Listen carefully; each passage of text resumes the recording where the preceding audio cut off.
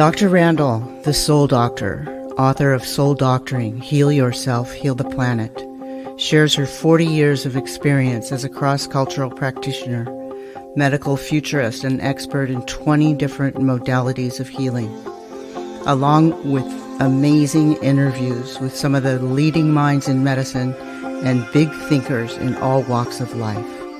The stories of our lives are the woven energies of our soul's paths. They feed and ignite the spiritual light that nourishes the universal soul, the one mind, the cosmic consciousness where we all come together.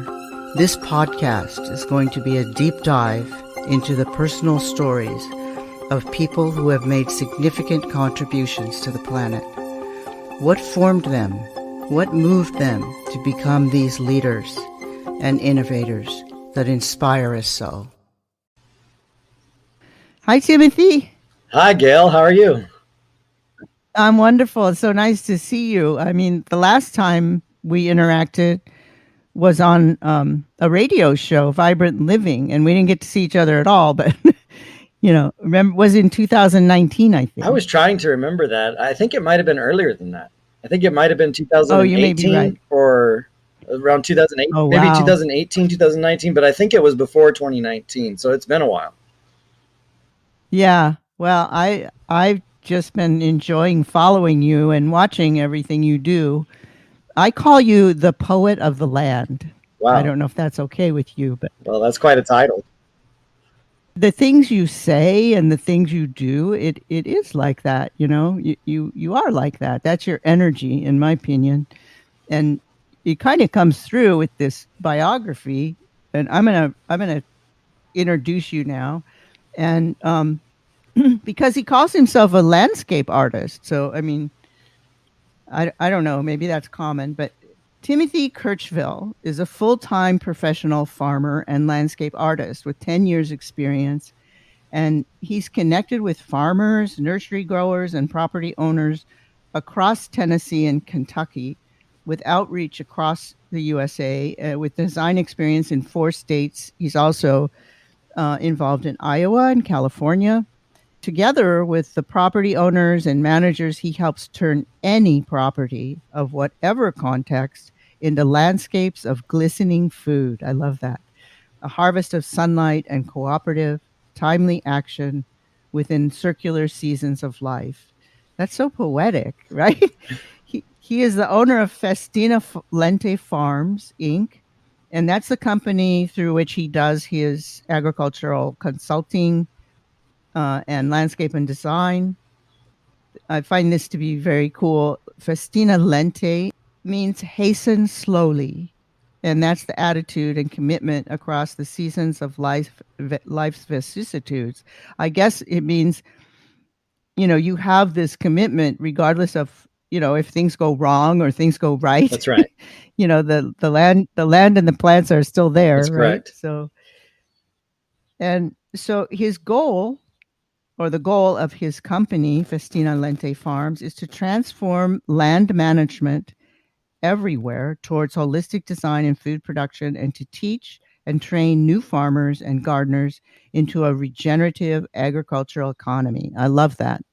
And that's why you're here, because, you're really one of the pioneers in this area. I know there's many now, but at least when I've been keen on it, I saw you first. And I saw all the things you've been doing. And that's when you were campaigning, I think, in Tennessee to try to get some legislation going. And Kentucky. Anyway, Kentucky, you did a lot. Oh, is it in Kentucky? Yeah. I'm sorry. So, yeah. I mean, I know it didn't really happen, but you did make a lot of changes in the land and with people, and got, one thing that moved me was you looked at, correct me if I'm wrong, but you looked at regular farming, and you said, rather than just shunning it, you said, what's good about it? Well, what's good about it is they get sustenance, right? They get to be supported by the government, and you figured out a way to do it locally for some people, so for some farms. Is that not right? Well, I don't know if I would put it exactly that way. I recognize that the agricultural economy is a part of the overall system of supported larger worldwide economic and financial systems. So, the U.S. Midwest, for instance, raises about, I think that there's 90 million acres annually in genetically engineered corn and soybeans each year for each crop. So that's 180 million acres. And that doesn't come out of nowhere. There's no farmer in existence who would ever think to do anything like that on their own dime. It's impossible. It's completely impossible. You can't self-finance such an operation. So, I looked at the agricultural system and I saw that it was being financed by a larger monetary and government institutional structure. And naively, I thought that we could just get those institutions to change what they were supporting, and we could get them to support farming that wasn't so destructive to biodiversity. I thought that they would potentially support farming that would raise the standard of living for the farmer, provide the rising generation with a lot of hope to be farmers, which we do not have right now. And so I tried my best to convince institutions to direct support, funding, and cooperation with their members and the wider community. I convinced some local institutions to transform their land management, and they supported that with all of the strength that they could amass, and that works out well. But I was not able to convince. We were not able to convince the Commonwealth of Kentucky to do that at large. We tried to do it on a statewide level. Right. That's a very, very large project, but I didn't. Yeah, but you planted the seed. Oh, I planted a seed for sure, and I didn't believe so much that we were going. Well, I thought that we could win, but I didn't believe so much that we were going to. I just wanted. I wanted to say it anyway. I didn't care if we won or we lost. I had something to say, and we had something to say, and we got together with the farmers who are in Kentucky, and many of them contributed to the document that we created, which was presented to the public as a 5.5, 6-page plan to transform the entire agricultural economy of Kentucky using the money that had already been appropriated by the state legislature. And I co-authored that with two other candidates for the office of Commissioner of Agriculture of Kentucky. They both competed against each other. I remember they competed against each other in the primary, and then we all worked together in the general election to try to get that to go forward. It didn't happen, and it's not really after that attempt failed. I turned my focus more towards just doing the very best that I could with my company wherever the answer was yes, no matter what property that consisted of. It could be a private property in a rural area or a private property in an urban area. It could be a small institution or an organization. It could be a large rural farm or a medium size. It didn't matter to me as much as was the desire there, was there a potential to support a project toward regenerative agriculture and local food production right there? Would the community get involved? If could we tie it to other companies or organizations or other people in the community? If we could do all those things, then we could create a wonderful synergy to transform the land management for any property of whatever context. And so I love that. I love that about you. You of course you were doing it ground level, then you went to the top, and then now you're doing it ground level, building it up, but you're still changing the world with what you're doing. Because it's it takes little by little, like the name of your company, it's right. Festina lente is classical Latin for hasten slowly or make haste slowly, which sounds a little bit oxymoronic, but it's more like maybe a yin yang, you might think of it.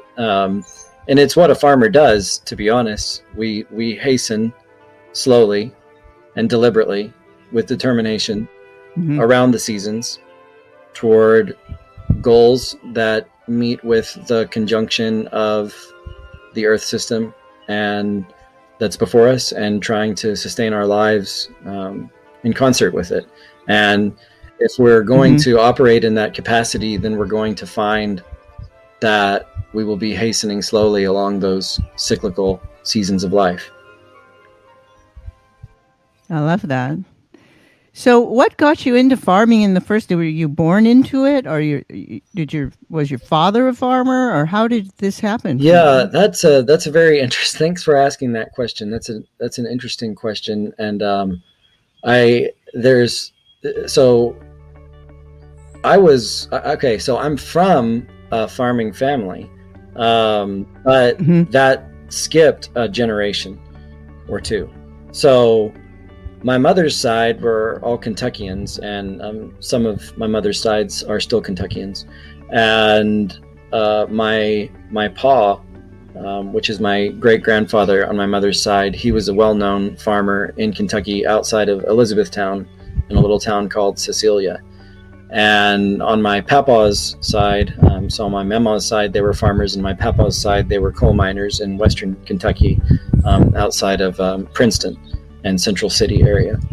And so farming and working with the land was in my family for quite some time.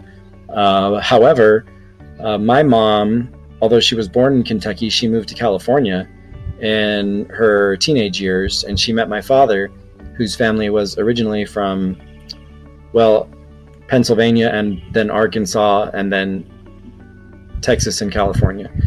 So mom and dad met in California, and they ended up getting married, and I was born and raised in Southern California on, just a little lot in Orange County, California.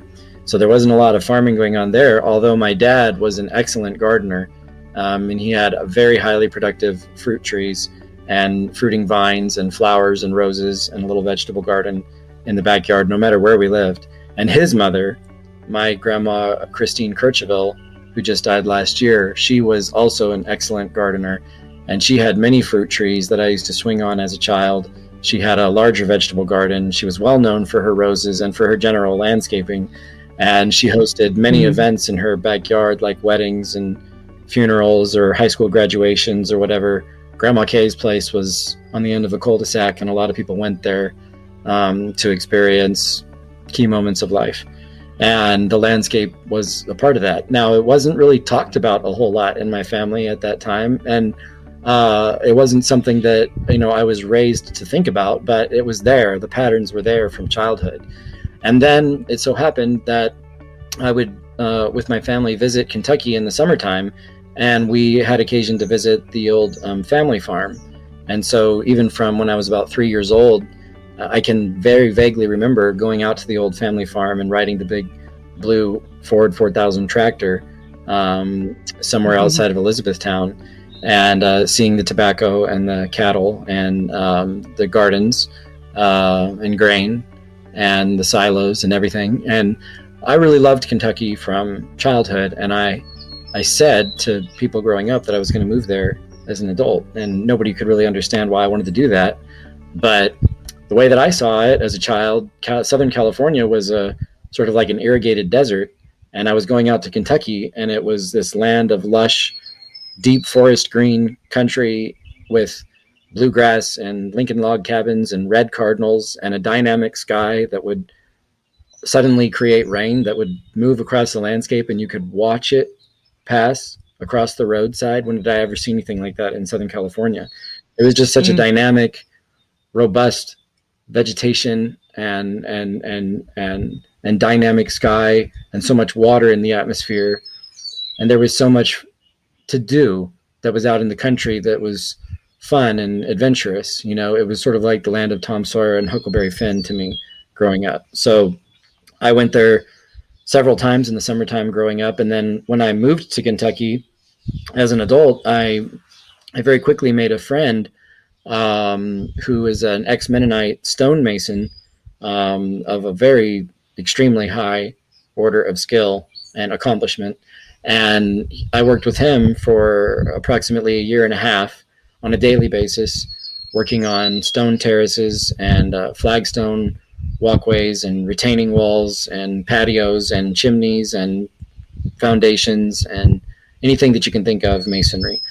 And it was at that time that I was living in Bowling Green, Kentucky, and I happened to notice at the little log cabin that I was renting near the downtown that there was a whole lot of English ivy and privet, um, totally covering up what appeared to be an undergirding of limestone.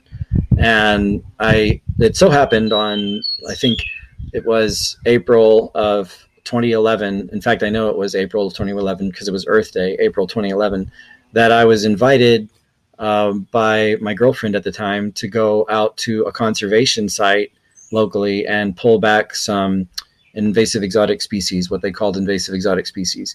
So I went out there and I volunteered that day and I had a great time of it. And we ended up pulling back a huge quantity of those species in an attempt, we were told, to allow native flora to rejuvenate. And when we went home that day, we noticed that the very same species that we had been lectured on that day and that we had been instructed to remove were covering the entire slope where we lived. So I said, well, why don't I take this back and, maybe we could garden here. And so I did. And it so happened in the process that I uncovered the ruins of a Victorian era south facing stone terraced garden. And it was just under the billowing ivies and shrubs, totally unseen, except for the very bottommost teeth of its terraces that were sticking out. So there I was now on the top of this slope, which was about a 35-degree slope, going up maybe approximately, maybe around 20 feet, 35-degree slope, 20 feet up, and so it was a very steep and significant and heavy hillside. And now I'm cutting back all this privet and I'm cutting back all this ivy and I'm looking around and I'm seeing the ruins of terraces. I can tell now that I'm looking at terraces. And so I got extremely excited because that's what I'd been working on with my friend in masonry for, the past year and a half. So I decided that I was going to cut back all that vegetation, totally clean it off, and just clean it up like it was going to be, a masonry site that we were going to build upon. So get it all clean, get it all swept, get it all polished, and get my foundation secure so that I could start practicing my stonework without my teacher. And then I started building up the stone terraces using excess stones from our job site. So whenever we were on a job site, I would ask if I could keep all of the excess, stones or excess concrete material that I thought would be suitable for building terraces out of. And I simply dry stacked all those stone terraces back up into incredible dimension. I did it all by hand with basically a pickaxe and shovels and masonry hammers and brooms, and I would temporarily hold up the hillside while I was working on a new terrace with square hay bales or something like that, and I would start to supply a strength to each one of them with 2x8s or 2x10s or 4x4s or whatever I had, and then I would build the stone terrace, and then I would fill it with the earth, and I would fill it with compost that I was making, and I would fill it with leaves, I would fill it with hay. I basically, what happened was I became totally passionate and almost addicted in my spare time to just by hand creating this stone terraced garden back into something that I thought was beautiful and to practice the art of stonemasonry. And it so happened that it made a perfect opportunity to also garden. And so I planted the first seeds of my adult life into that garden in 2011. And by the end of the summer, these heirloom tomatoes and broccoli and everything else, I was eating all of that. And I had not only restored the terraces and a certain part of the property, but in fact using almost all my spare time, I restored terraces and I built stone terraces over the entire property. And for the next 2.5 years while I lived there, I stone terraced the entire place by hand. And the Mm. only thing that was left was just walkways of terraces that I would walk upon, billy goat like, and every single layer that would then be structured with a terrace, and every single terrace would have multi-dimensional crops. Because I had such a small space, I learned to grow ground covers, and then I learned to grow middle height plants, and then I learned to grow taller plants, and then in the shade of the taller plants, I learned to grow daintier crops like lettuces or kale or arugula or some type of leafy green that didn't Wow. want to be in direct sunlight. Did you teach yourself I all taught this, myself all Tim? of this. Nobody taught me. I just did it. Wow. I just did it. Wow. Or it came to you. But the work that I was doing with the stonemason, he was raised Mennonite, so I was working like a Mennonite every single day on that project just for my own food benefit and for the aesthetic beauty and for the pride that came with practicing the art of masonry on the hillside.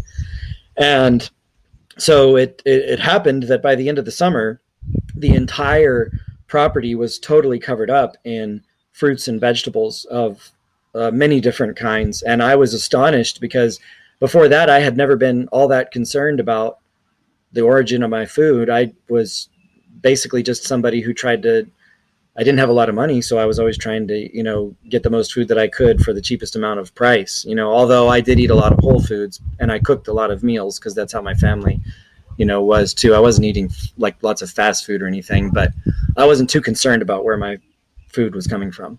And after that summer, I thought, well, I don't even really have to go to the grocery store anymore, and maybe I could raise all of my food. So I actually started trying to do that for a few years, and then I joined farmers markets, and I started selling the excess produce that I couldn't eat because I realized that I could raise far beyond what I could eat and far beyond what I could can and store, and so I needed to sell. So I started selling under the banner of Festina Lente Farms in 2012 at local farmers markets in Kentucky. And while I was doing that, I did that for about 3.5 years. And while I was doing that, people would come and visit my stone terraced garden or other gardens that I was creating throughout the counties. And as soon as people started visiting, I think I decided to host an open house in that second spring. And so I did in the spring of 2012. And it so happened that some local university professors, the distinguished biologist and distinguished geohydrologist at Western Kentucky University, came down with some of their students to the open house. And they were very quiet during my entire presentation, where I demonstrated how the garden functioned, and I demonstrated how I was capturing every single angle of sunlight and planting in accordance with what other shadow play was being created by the neighborhood trees and things like that to grow just the right crop for just the right situation, and how I was not irrigating or using any chemicals, but instead I was developing these stone terraces enriched with organic matter on the contour lines of the slope and passively capturing all that water and preventing any erosion. And after the end of my presentation, the two professors said that they knew about that site for years beforehand, and they said that they had the distinguished biologist who was an expert on invasive exotic species, among other things, he said that he had given up all hope on that property. He said he thought that it was just overrun with such noxious, toxic species that he said if I had told him that I was going to do what I did and that I said that I was going to do it without any chemicals, he would never have believed me. But there he was standing in front of it, and he was standing in front of potatoes and strawberries and beans on trellis with carrots and beets at his feet among lettuces and herbs, and he could just take and eat from a variety of things, and all the invasive exotic species were gone. So there was an article in the newspaper that was written up about that open house, and that generated some attention. And there was a research project at the university wherein one of their prize students started going around the counties with me to other areas that I was building agricultural systems on, or landscape systems. And she started studying the amount of increased water retention of these systems because I wasn't irrigating any of my crops anywhere. I didn't have a greenhouse. I didn't have a tractor. I didn't have irrigation systems. I was just basically working with the earth system that was right there in that specific local environment. And I was developing an agriculturally productive landscape out of that using the natural materials that were local to the site. And so she started measuring the amount of water that the system was storing and its soil organic matter and other things. And that research was published. And I think that there was, I don't know exactly all that happened with that, but it was good for the student, that's for sure. And it was good for the university. And it also generated some attention about what I could do. And so it happened that as I was selling at the farmer's market, some people would approach me, or some people would just drive up to the garden, to the stone terraced garden, and find me. And I would share strawberries with them or whatever was in season. And we would talk, and then they would invite me to do the same on their own land. And so I started getting hired. Wow, Tim, about those terraces, that's really fascinating. So you just taught yourself? I mean, you had your Mennonite teacher with the stonework, but it's so part of your work now. And then the farming, the planting, the gardening was all 100% self-taught. I didn't have any teacher. Wow. I was actually, I had just moved to Kentucky from California, so I really didn't know a whole lot of people. So I didn't really even have occasion to be taught by anybody. I simply started, but I was taught by my friend Nathaniel, how to do the stonework, and so I was terracing. You seem quite brilliant, though. Did you study? And also, I noticed on social, you seem to have learned a lot about food. Yeah. So, you said you applied early, didn't really care about your food, but now it seems like quite a bit about food. My life was transformed by the experience. The experience of discovering the stone terraces and then building the stone terraces and then gardening stone terraces was completely transformative to my whole life. So before that, I was a very different person, and I had studied classical languages and literature and philosophy and things like that. And I was always a very, very bright student, but I was also rather bored with school, and I wanted to apply myself physically to some type of endeavor. I always felt healthier. I noticed from my whole life that I always felt healthier when I was applying myself physically. And when I was simply a student, although I was always exceeding, I was always doing well in my studies and achieving good grades and everything like that. Nevertheless, I did not feel healthy unless I was physically exerting myself. So the opportunity to learn stonemasonry, and then the opportunity that presented itself to garden within stone terraces and eat those nourishing whole foods from compost that I was making right on site, that and the ability also to start paying attention to the soil. When I was laying the stone terraces for the year before I even built, or when I was doing the stonework with my friend Nathaniel, even before I built the stone terraces, we were always digging down into the soil to build a foundation. And so I was standing there inside of soil, looking at the layers of soil, the topsoil, and then the clay with its limestone and the tree roots and everything else that was in it. And I was thinking about those soil strata for the first time of my life. And then I started really considering how to build those soil strata to my benefit in the garden. And so I did that through composting the food scraps from the garden that I was making and just mixing them. I just made a very simple compost pile underneath some trees in the back of the stone terraces, where there was a little bit of extra soil, and I could harvest a lot of leaves, and even when people would bag their leaves from their maple trees, I would just ask for their bag, and then I would just dump it on my compost pile and mix it with my pickaxe, and eventually it would all turn to this really black, teeming, rich soil that I would fill into my stone terraces, and then I would eat the food that came out of that. I was just feeling so healthy, and I was feeling so invigorated, and I was feeling so alive, and I was feeling that my life was being transformed, that I continuously did it until I had just terraced the whole property. And then within a couple of years, multiple people were asking me to come to their property to do the same. And they were offering to pay me and to teach their families how to do those things.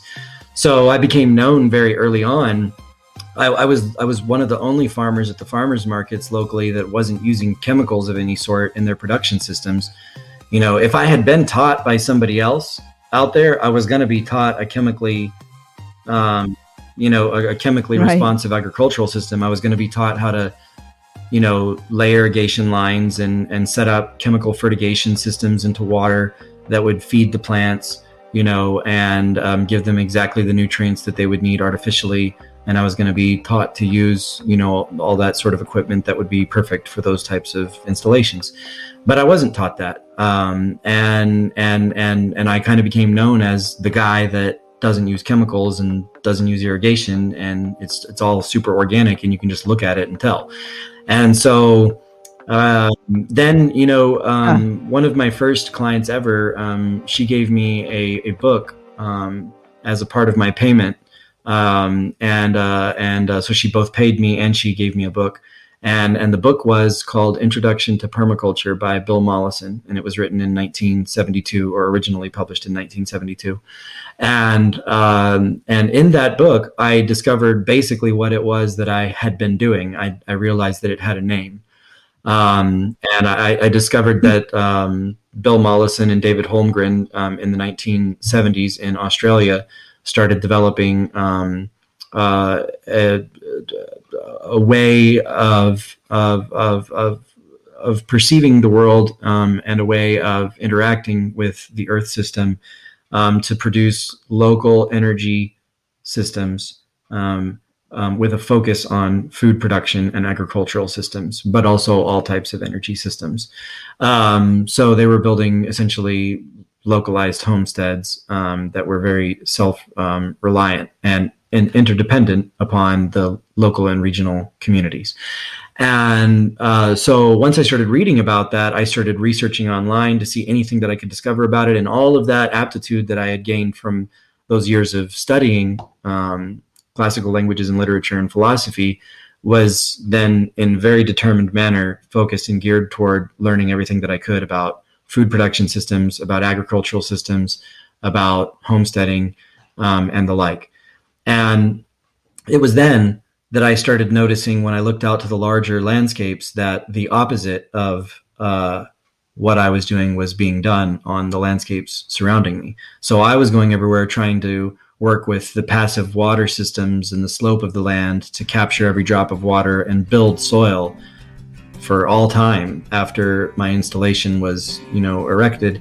And then, but in contrast around me, I was seeing that, extremely large equipment was being taken to basically bulldoze and level landscapes that were thousands of acres, and then spray them with broad spectrum herbicides and then plant a single crop that would then run off into the waterways of Kentucky. And Kentucky is all above and below ground waterways. It's got the Mammoth Cave systems, one of the largest underground waterways in the world. So all that runoff was going directly into the waterways. And I was just baffled. I could not understand. Yeah. And I just went around. So I was just confused. And I just went around the whole society, going to all the institutions, asking the question, why is it that we're doing this way when it's so clearly destructive to the biodiversity on the land and it doesn't build soil? Why don't we build soil with different techniques, right, and augment biodiversity through our agricultural systems? And of course, I was naive. I did not understand that the institutional structures, like the academic, right, governmental institutions, were tied to, vast international monetary systems that were supporting the whole thing and had been doing so unperceived by me by my whole life. So it was basically the realization that it's all about money. But it seems like that experience that you had, it transformed you and actually pushed you into your calling. And and this is where you belong, and it's amazing. It's like the land itself taught you. It's so beautiful. That is true. The work ethic of the Mennonite that I was working, the ex-Mennonite that I was working with, and then the patience to work with the land that was in front of me was what taught me. That's right. And then as I perceived the larger bioregion and the world and the way that it was, the institutions were operating, I started investigating What were the structures of power that were building this sort of system, and how would it be possible to intervene in those structures of power and sort of transform them and redirect them towards something that I saw would be regenerative to the soil. So that's what I've been trying to do ever since I started realizing what was going on. Right. And I haven't known exactly how to go about it. And I've suffered a lot because I've tried to do everything that I've tried to do very publicly. You know, I've tried to campaign across the whole state, and, you know, and you when you're young and somewhat naive, you don't really realize, you know, how much you can get hurt by those sorts of things. But that's all right. You know, I'm tough. Tim, you moved a lot of people. Yeah, that's you true. moved a lot of people, and you planted those seeds. Look Yeah, what you did to right. me. You know, so I've been on fire about it I actually put a passage about you in my book because I was so moved by what you were doing and the idea of regenerative farming and the potential of it. It's going to happen. It is happening, just like the name of your company. You know, it's hastening Yeah. slowly, but it is, you know, I think going to happen. But it's like a lot of farmers, I'm sure you know, they're already getting their money, so they're not interested in changing. But there are a lot of farmers that are interested in changing and Yeah. diversifying. So There are. The issue is not the farmer. The issue is that the farmer is under such remarkable economic constraint that there is really only a couple of avenues that they're offered in order to manage the land and get a contract.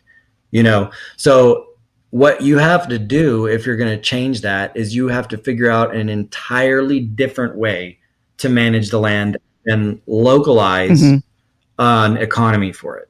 So you're not going to be doing that with a whole lot of support from the larger institutional structures and the financial powers of the world. You just have to believe that Right. you can do it.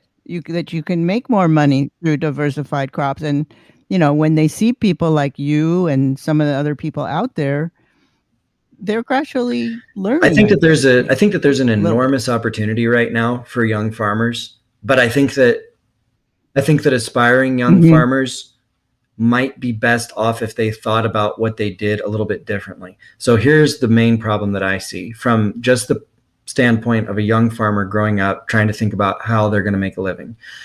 If you try to make a living by the sale of agricultural products, you're probably going to be living in a cycle of poverty for a long time to come. It's designed that way. And people, you know, great farmers and great writers have already figured this problem out, like Wendell Berry, you know, the great writer and farmer of my papa's generation in Kentucky. He correctly identified that the institutional structures were designing the system to destroy the family farm and to basically unemploy farmers left and right so that nobody would want to get into farming and it could all be taken over by machines and large landscapes. He was right. So if you just try to make money off the sale of agricultural products, you're competing against that system and you cannot win. However, think about it this way. At this point in the United States, only 1% of the United States population is directly employed in agricultural production. That is a statistic unprecedented in the history of civilizations that we know of. So that means that about 1 in 100 people really understand how to look at a landscape and correctly and realistically envision it into agricultural abundance that is sustainable. Well, actually, even less than that know how to do that, because most agriculture is not sustainable. So, so think about it from the market opportunity of that. What is the skill is so rare that the market economy to pay for that skill set applied to land is far greater than what is the market economy for selling whole foods at the farmer's market. You can make almost nothing selling whole foods at the farmer's market and be breaking your back every single day trying to make ends meet. But if you would think about yourself as a farmer educator who is going throughout the bioregion, helping everybody who's interested grow their own food, connect with their local farming economy, whatever the context is, then you now have exponentially increased opportunities and an entire professional class of young farmers and agricultural Mhm. designers and landscape artists could rise up to fill the void of the lack of knowledge that exists among the general American population of how to produce very significant quantities of our food. And if young people would think about farming like that, instead of think about it like, I'm going to sit down on this one Mhm. landscape and I'm going to raise everything that I can, I'm going to sell everything that I can, I'm going to be free, you're not. Instead, you might find that which you seek by going throughout the whole bioregion, working with property owners of any kind, anyone who is willing to attempt to do what you think you can Mhm. do on land. And then there's a great economic opportunity. And Beautiful. then you're teaching people how to fish. And now you're starting to build momentum in an entire bioregion, or maybe across a whole state, or maybe across multiple states. And the more people hear about it, the more Mhm. people hire you, the more credibility you get. Then you start, all of a sudden, now here it is. I've been thinking this way since I realized that the farmer's market was a dead end. Back in 2014 was when I realized that. I made a goal that within 1 year, I would never sell another piece of produce at the farmer's market again. And within 6 months, I had achieved that goal. I was just being hired by people left and right to build these production systems and teach them how to do it. So since 2014 and 2015, I've been doing that for 100% of my living. And it's exploding. It's exploding. It's Fantastic. exploding. I just came down into Tennessee Good. from Kentucky after being there for the last 10 years. And my company has been hired practically all the way to Alabama at this point. I mean, it's astonishing to me what's happening right Awesome. now. I keep getting called to go further and further down into Tennessee. And now I have projects developing all the way from, the very northernmost county to the southernmost county in Tennessee along the entire Interstate 65 corridor, and then going all the way up into Kentucky and out to eastern Kentucky and up to Louisville. So, I mean, I'm everywhere. That Well, means it's that means happening. it's Yeah. happening. Right. I love Right. it. Yeah. So how can people I mean, people like Mhm. me, we want it. We want our soil to be good. We want our planet to be sustainable, and with you and more people like you, that has a much greater chance of happening. So, how can people who need you, or do you have time, get in touch with you and get you to help them Yeah. with their So land? I am extremely busy. This is high spring right now, so it's actually the busiest time of my entire year is right now. And I've been installing several new projects this year in 2021, focusing a lot on Tennessee because there's so much opportunity here.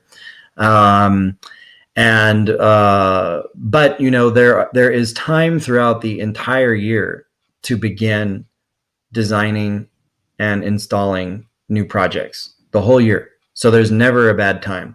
So what I do is generally someone will reach out to me through either a private message on social media, or they'll get my phone number from a friend or something like that, and they'll just leave me a message, or they'll get my email address, they'll send me an email, and we'll just initiate contact, and then I'll usually say, why don't we have a phone call where we discuss, your goals and your vision and your desires, and what you see to be possible on the land that you occupy, and then we'll just start a conversation from there.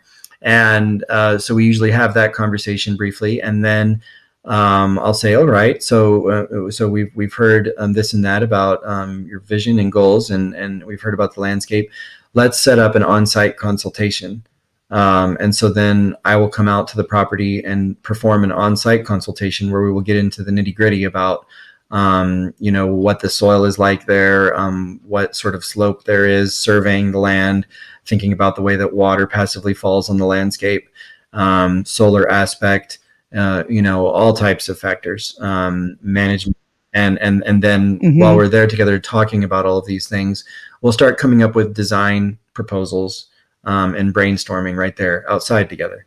And if we come up with a general consensus about that, then I'll return home and I'll launch into the design process, wherein I really get down to the nuts and bolts of how we're going to build this agricultural landscape system.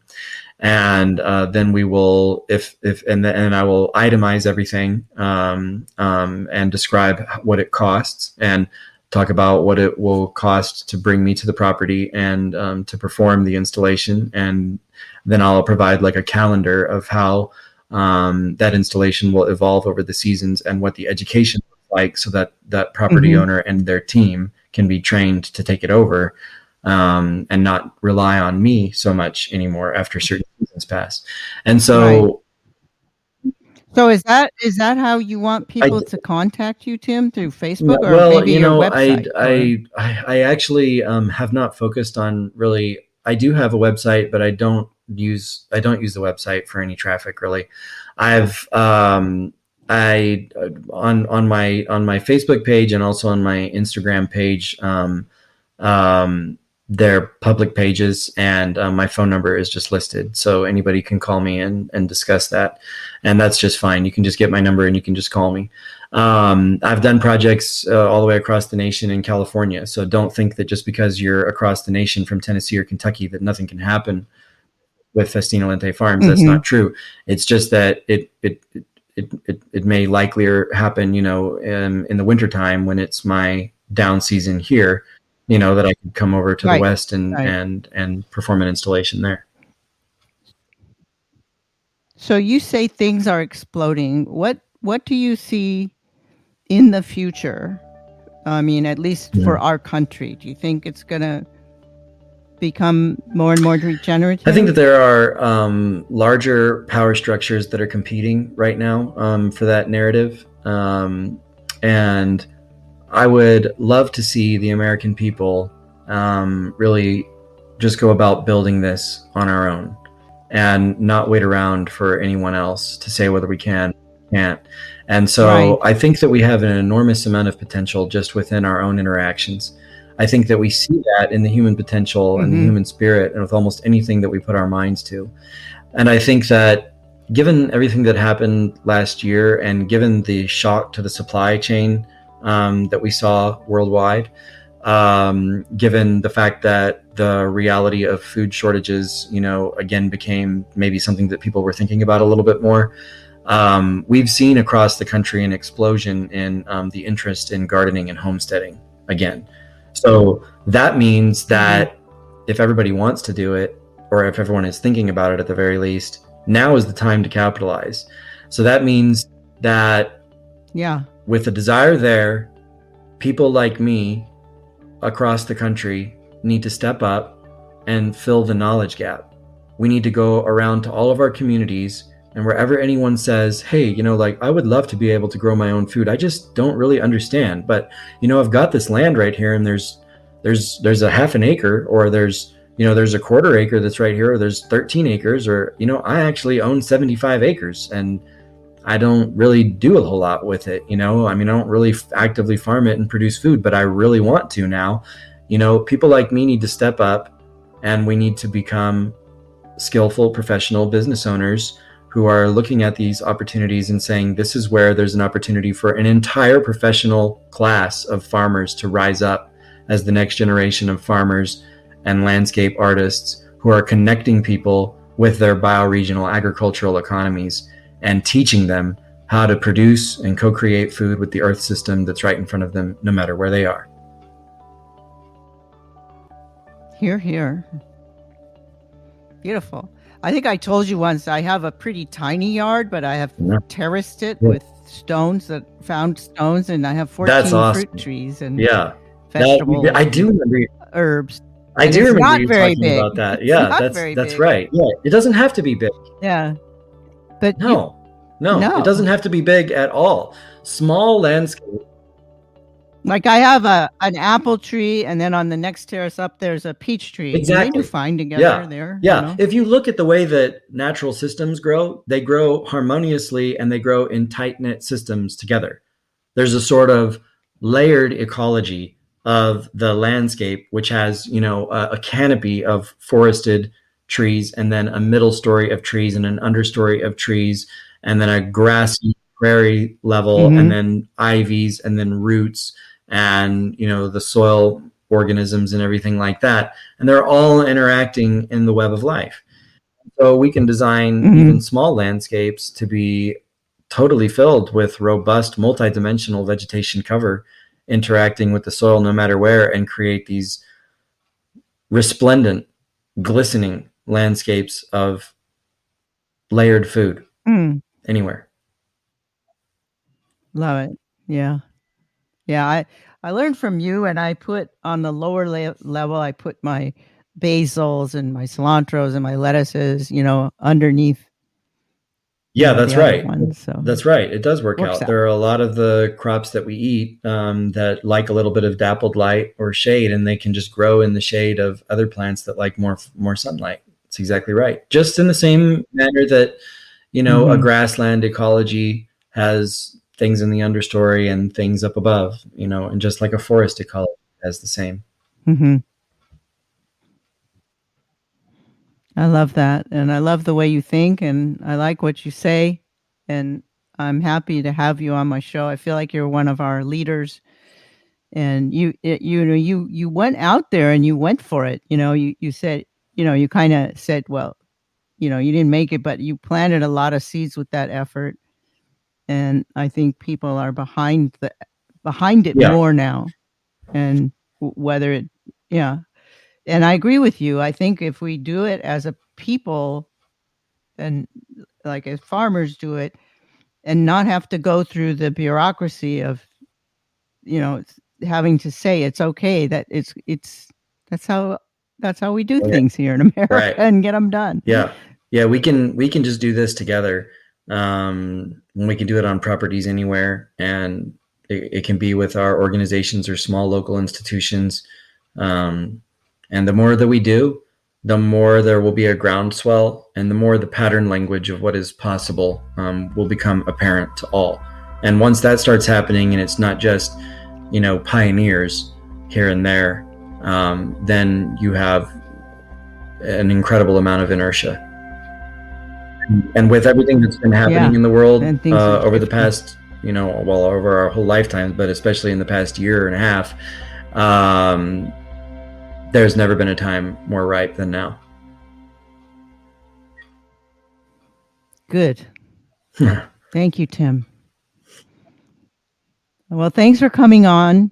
I really appreciate it, and we'll get this ready for you by Well, next thank you week. so much. So It's been a pleasure to talk to you again and to see your face. It's been a joy, and I'm glad that we were able to get together again. yeah, and I'm really happy, especially during this springtime, you take the time to Thank you. share your wisdom, and people are going to appreciate it. Okay, Okay. let's All do it right. again. Bye bye. Thanks, Tim. Okay, bye. I'm Dr. Gail Randall, creator and host of Soul Stories. I just want to thank you for listening to my podcast. I recently got a notification from the International Podcast People, and I was astounded that so many countries are listening to my podcast in the category of alternative health. So thank you, and please continue to listen. I especially want to thank Egypt, Croatia, Japan, and Switzerland, also France and Ireland, because my numbers were quite high there. So keep up the good work, and check out my Instagram at Dr. Gail Randall, and particularly check out my Instagram TV, where you can hear me talking about alternative medicine subjects and also see me. It's a very good show, and I think you'll like the subjects. It's on 6 p.m. Pacific Standard Time every Friday, but it's recorded there, so you can find it there anytime you look. Okay, thanks again. I love you guys. This is Dr. Gail Randall from Soul Stories, and author of Soul Doctoring, Heal Yourself, Heal the Planet. I want to thank Saltology, our sponsor, at bathsalt.com, which fits perfectly into my medicine bag as it, like me, calls upon the ancient wisdom and modern technology to heal, especially with the stresses and ills of our modern times. The Bokek brand uses organic salts combined with organic essential oils sourced from ancient Egypt to provide a perfect remedy for your bathing ritual and healing from modern stresses. The Relief RX brand is a unique one-of-a-kind healing salt that uses organic CBD, treated with a unique emulsification process to create nanoparticles which easily enter the skin to most effectively heal and relieve aching muscles and joints. Whether from chronic inflammation or just a rough workout, this is the perfect healing bath, especially when you add the organic essential oils of neroli, lavender, eucalyptus, or grapefruit. Your body, mind, and soul will be lifted and soothed like never before. Go now to bathsalt.com. I also want to give special thanks to Larry Antonino and Agora Borealis Recording Studio for music and score, and also to closetotheearth.com for IT and computer assistance.